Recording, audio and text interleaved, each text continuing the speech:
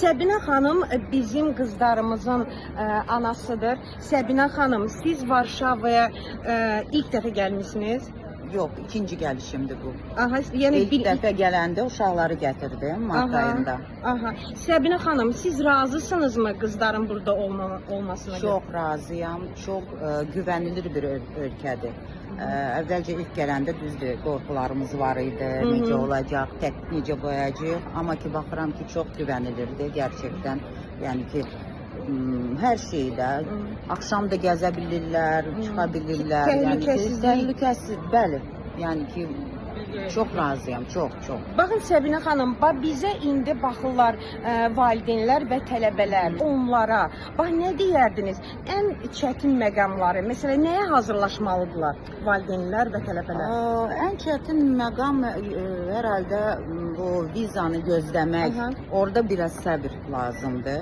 Yəni ki alacaqsınız onu, amma ki qorxmayın. Yəni heyecan çox, biz də çox keçirdik ki olacaq, olmayacaq, çatdıracaq, çatdırmayacaq. Amma ki hər şey oldu, gəldik bura. Yəni ki heç qorxmayın. Biraz ev ya da ki yataqxana problemi odur ki axtarmaq bilmirsiniz.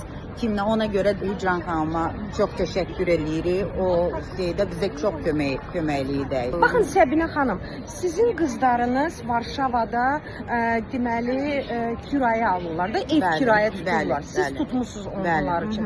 Siz mənə deyin. Bax, tələbələr və valideynlər bizi eşidir və onlar qiymətlər haqqında öyrənmək istəyirlər. Baxın, valideynlər və tələbələr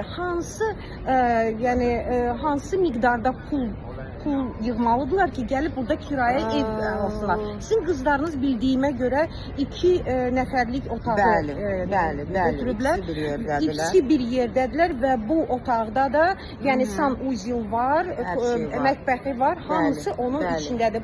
Bu belə bir otaq studiya adlanır.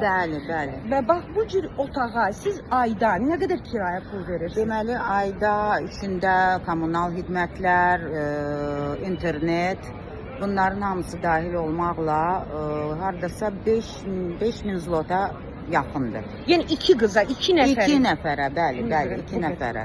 Siz artıq təcrübəli anasınız və siz mənə deyin, baxın, siz bizim analara, atalara, valideynlərə və tələbələrə nə arzu edərsiniz?